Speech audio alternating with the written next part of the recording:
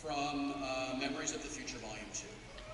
Now, for those of you who don't know what this is and why it's a big deal, which by the sound of this room is most of you, Memories of the Future is a book I read a couple of years ago. It is humorous episode recaps of the first half of the first season of Star Trek: The Next Generation. It is told through my unique perspective as a fan of the show, a kid who was on the show, and someone who's sort of looking back on the show 25 years later. I wrote it with the sense that we would have if we were looking at a high school yearbook.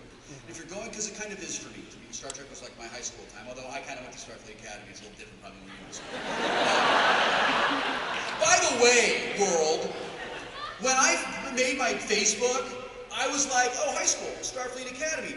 There's like 10,000 people who said they went there, and I don't know any of them. Liars!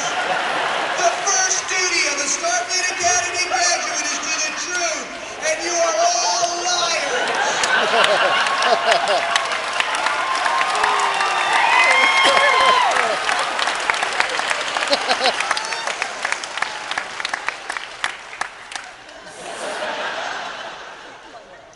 It took me a long time to report those profiles. You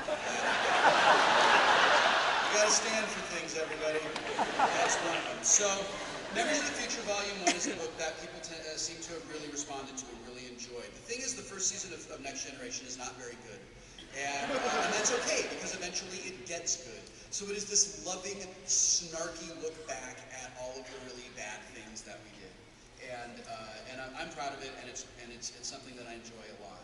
And I have been working on the second half of the first season for a couple of years. Thank you, one person who's excited about that. That actually means that the one copy that I actually sell is going to have to cost like $35,000. So it's all about responding to the marketplace. But I ended up working so much as an actor on Eureka and Big Bang Theory and Leverage and The Guild that I didn't have time to do it. And I was going through my work folder on my computer, and I saw, oh my God, this is like the first draft of this episode is finished. It's not completely there, but it's close enough that I think you will enjoy it. So this is from an episode in the first season of Star Trek: The Next Generation. It is called 11001001. Or subtitled Binars Go Home. It was originally aired on February 1st, 1988. Clap if you were born after then.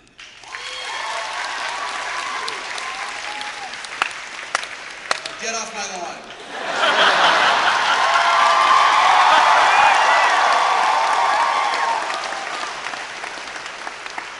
By the way, sorry about the shitty world you've inherited. We really did our best.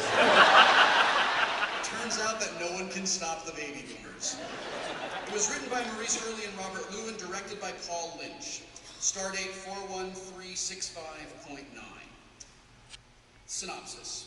In what is the first truly cinematic moment of Next Generation, the Enterprise approaches and prepares to dock at Starbase 74, where they plan to upgrade the ship's computer to OS 42.7.1, which is also known as Tarred Leopard.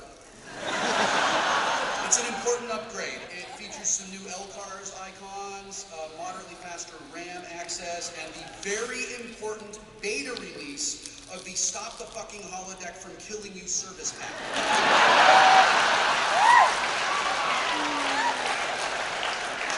Picard says that he anticipates a glowing report from Starfleet, which immediately retcons half of the existing season.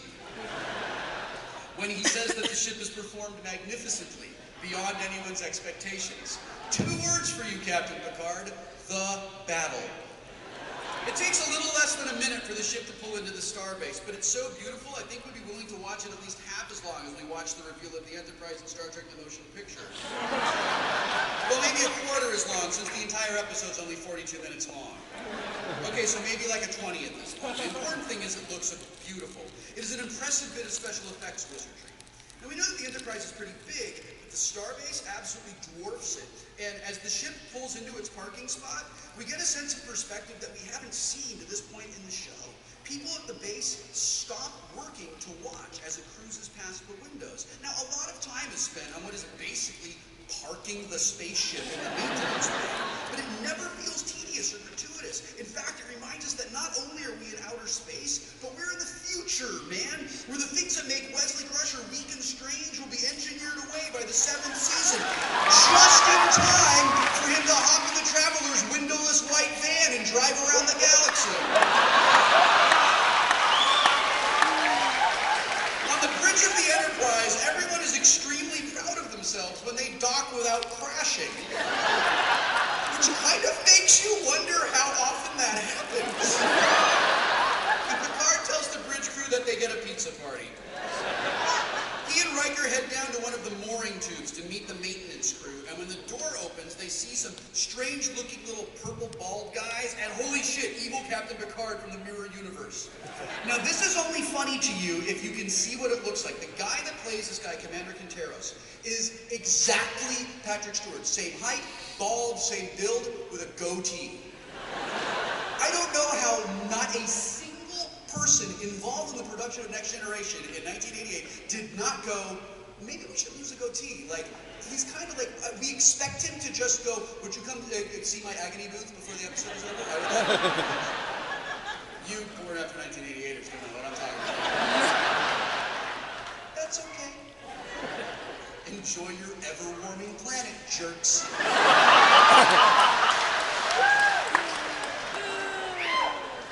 Commander Quinteros looks at Captain Picard and he says, "You're late. We expected you sooner." Picard says, "Yeah, about that." You see, we got held up by this omnipotent alien who put us on trial for every dick move in the history of mankind. Don't worry though, we nailed it and we left. You're welcome.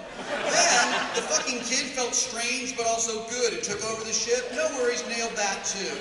Then, we had some amok time, found that the Ferengi aren't nearly as scary as we thought, spent some time a zillion million bazillion miles away where thoughts become reality, and then we had to leave the planet of naked people who want to fuck everything that moves because the kid fell on some flowers. We survived the crazy Ferengi's blood revenge, and then again we got held up by the omnipotent alien. We barely survived the holodeck malfunction, and then we found and blasted into space the android's evil twin brother when he tried to murder us. But, hey, Commander Quinteros, I'm really sorry that you had to put the dinner you made back into the oven to keep it warm right here on your nice, safe, never malfunctioning star base.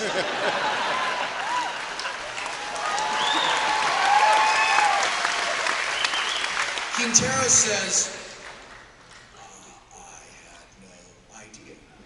Riker says, everything you need to know so far is right here.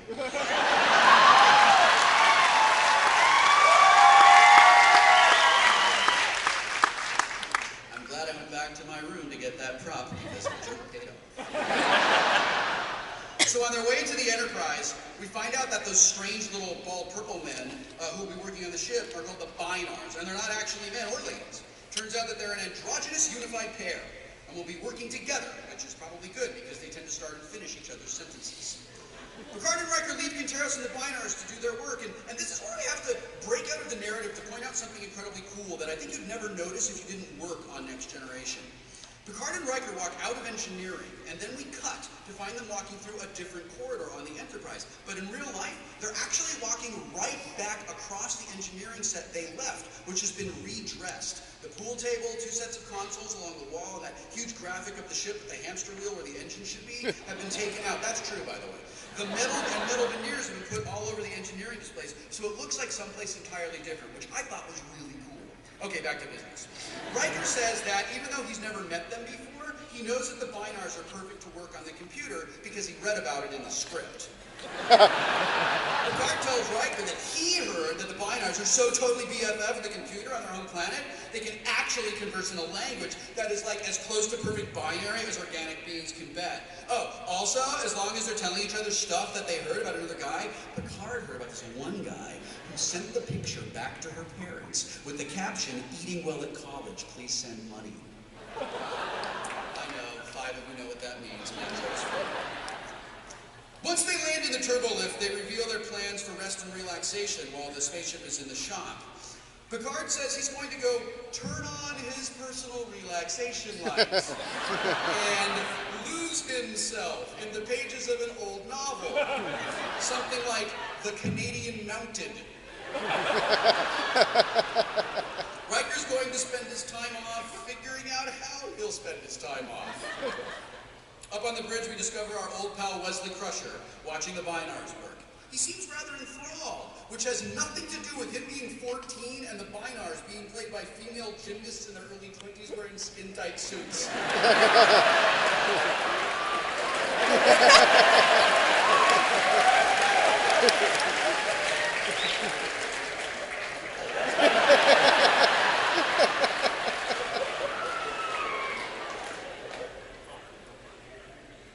Riker notices that there are now 0100 Bynars instead of the 10 Bynars he expected.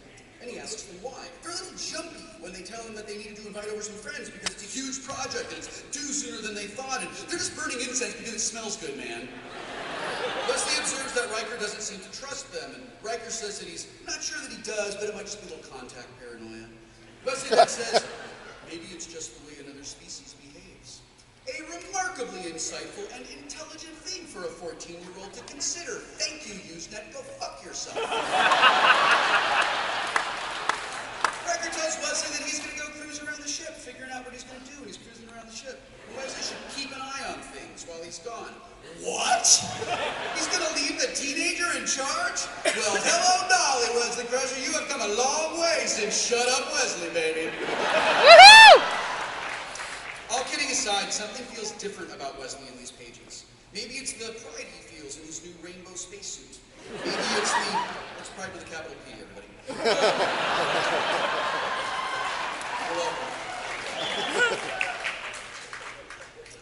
Maybe it's the writers giving him intelligent and insightful things to say instead of the usual stuff.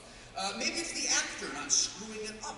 But he seems more serious and respectful than he has to this point in this series. Like, he takes the responsibility he has as an acting ensign on the bridge of a starship more seriously than we've seen so far. And it's a refreshing change. I'm sure some Trekkies were getting ready to cycle their personal airlocks at the time, but when Riker heads out and leaves Wesley alone with the keys to the car, it doesn't seem as far-fetched as it would have, the previous episode. So I'm going to skip ahead. Riker walks around and he sees other people doing other things, and some of it's, and I make a joke about Worf yelling at kids. Dr. Crusher is all excited to go meet Professor Terrence Epstein, who, in addition to being the leading mind in cybernetics, is also conveniently on the starbase. And he's teaching a workshop on giving the doctor something interesting to do during the episode without actually hiring an actor to play the professor. So Riker goes down to the holodeck. The holodeck's been repaired and enhanced by a pair of Bynars who invite him to try it out. Riker tells the holodeck to build a 1958 jazz club in New Orleans. The holodeck complies, and then there's this wonderful scene, visually and dramatically, as he customizes the band and the audience. He finally settles on an audience for one, a sultry woman named Minuet. While they get to know each other, we go, to this day, Frakes will go, Minuet. Like, just totally out of context. He comes to visit the set of Leverage. What are you doing, Shrek? What are you doing, Frakes? Don't forget I asked. While Minuet and Riker get to know each other, we go back up on the bridge to find we find Wesley Crusher keeping an eye on the Bynars. He tries to ask the evil Mirror Universe Captain Picard a question about them, but he very suspiciously tells Wesley that he can just ask the Bynars himself. Okay. Wesley talks to the Bynars and he finds out that the funky sound they keep making at each other is their primary language. A method of speech so fast and efficient they have to store it in little RAM buffers that they wear on their belts. Wesley says that having a society so integrated with computers has tremendous advantages, which makes me think that Wesley remembers absolutely nothing about the beginning of the 21st century. And the Bynars tell him that it's pretty swell for the instant access to porn and sports betting. He says it does have a few disadvantages, like comments on YouTube and those FARC threads that don't have pics. And also when OP doesn't deliver. Picard has to wait 20 minutes or so before he can use his personal relaxation light again. So he comes out of his ready room and he asks Wesley if everything's okay. I know, you have to wait, that one catches up to you. Go ahead, I'm going to take a drink and let you enjoy it. Wesley tells him that everything's fine, thanks. Wesley says, everything's fine, thanks. I mean, it's not like the Binodes are going to lock Riker and Picard in the holodeck, fake an antimatter containment field failure, and then take the Enterprise back to their home planet or anything. Chillax, dude. Picard says that's great news, and he asks where Riker is. Wesley tells him that Riker's in holodeck 4 and offers to call him for him. No, that's okay, Picard says. I think I'll head down there and cock block him in person.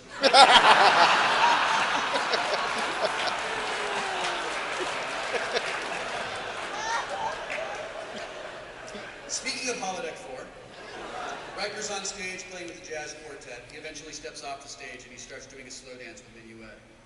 He asks her how real she is. She says, as real as you need me to be.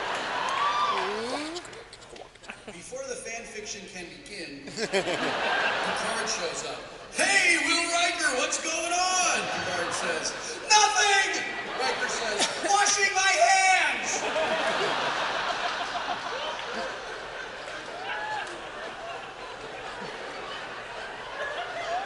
Picard gives him a knowing look. Riker introduces him to Minuet, who immediately starts speaking in French to the captain and invites him to join them. There's an especially funny moment when she walks away and Picard and Riker share a look that says, that ass. I know, right? They sit down at the bar and we cruise over to the observation lounge where we find Data, waiting for inspiration. It looks like it's going to be a long wait.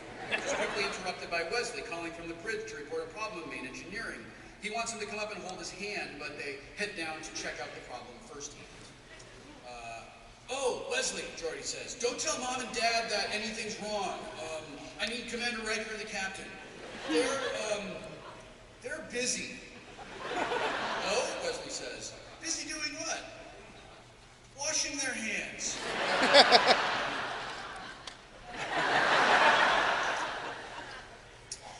Okay, so then the antimatter magnetic containment field starts to deteriorate. The Enterprise is going to have to be taken away. It's going to go far. They're going to drive the Enterprise far away so that it doesn't blow up and kill people, which would be bad.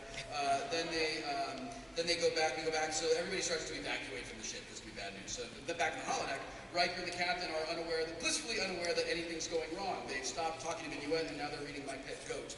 As they enjoy Minuet's company, they begin to beat into the fucking ground how unlike any other holodeck character she is. Right, you get it, writers. She's sexy and insightful and she knows what you want for her before you ask it. Yes, she's just like women depicted in popular media in 1958. It's awesome. Could we please stop talking about it now?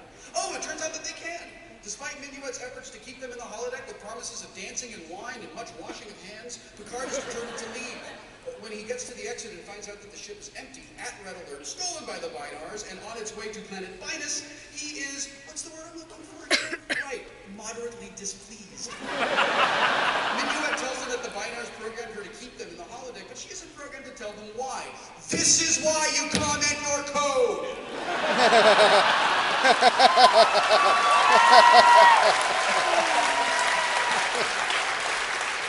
So they head down to the holodeck to just get shit under control. Back on the Enterprise crew and a suspiciously unhelpful Commander Quinteros consider their options. All the ships available to go after the Enterprise are too small or too far away. Sadly, the USS, exactly perfectly suited for just this task, is on the starbase, but in dry dock for repairs. Data figures out that the Binars are still on the ship, and Wesley jumps up and says, oh, I knew that! I totally knew, I knew it like 2 pages ago. If you had just asked me, I would have told you. Why doesn't anyone want my help anymore? I've got a very good track record in this arena. Hello? Data wants to send a ship to Binus to intercept it. And back on the Enterprise, Picard and Riker go to the weapons room and grab some phasers. Once they are armed, Picard reveals his foolproof plan. Go to engineering and turn on the ship's auto-destruct sequence in case they can't get the ship back under control. Now, when they turn it on, it reveals 2 things. Whoever did the interior design for engineering on Galaxy-class starships had an affinity for late 20th century style LED countdown clocks. And the starship designer placed the ship's doomsday weapon of ultimate last resort in only one place. It's probably the same guy who put all those isolinear optical chips within the reach of drunk teenagers. All right, so having set us up the bomb, they head out of engineering. Neither of them is sure, they look at a monitor, and neither of them is sure what's on there, but they do appreciate its similarity to those cool 1980s Berkeley Systems After Dark screensavers. They try to run to the bridge, but velvet rope in front of the turbo lift, and they're not on the list. So Picard, who is just full of clever plans this week, has another one. They'll go to the transporter room, and they will beam into different locations on the bridge to surprise and confuse whoever's driving the ship. If they're lucky, they're going to get a flanking bonus. And if they roll better than Jerry Holkins, probably going to get an initiative round for him. What am I talking about? Everybody rolls better than Jerry Holkins. Moments later, they do just that, and they're only slightly disappointed to discover that there's just a heap of binars on the bridge. They canceled the auto-destruct, which is also a little weird, because there's only one place you can turn it on, but then you can turn it off anywhere? Sorry, I get a little nitpicky. They discover that they're in orbit around Binus, and someone has activated that same screensaver from engineering on the bridge. And nobody on the planet is responding to their pings, text messages, Skypes, or IMs. It's almost like their whole planetary computer is turned off, and it's dumping data into the Enterprise's computer. Wait a minute, that's exactly what's happening. Of course, they don't just figure it out on the bridge, because that would be boring and efficient. Instead, they go to the holodeck and they talk to Minuet, who sings to them a jazz ballad about the binars, which goes something like this.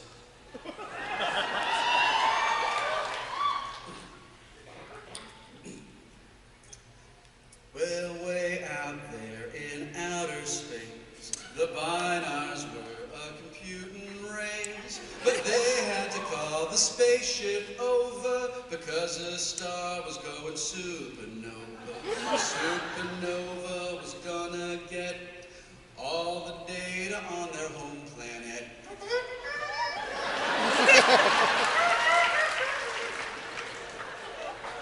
So they took away the Enterprise with a clever pack of clever lies. Now the Enterprise has a big hard drive, and it can store all of the binar jive. But there's a small problem, and this is it. All of that data's in orbit.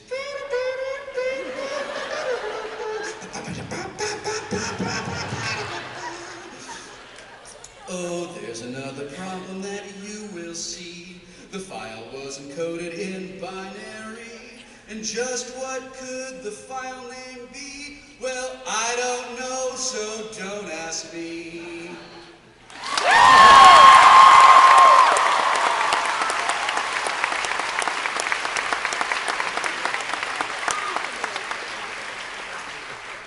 For her encore, Minuet plays an instrumental called "The Binars Were Just Trying to Save Their Planet and Meant You No Harm."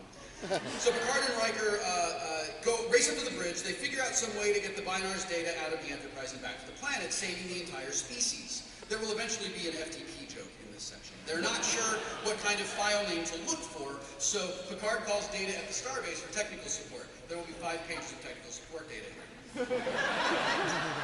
Data says, "Have you tried turning it off and back on again?"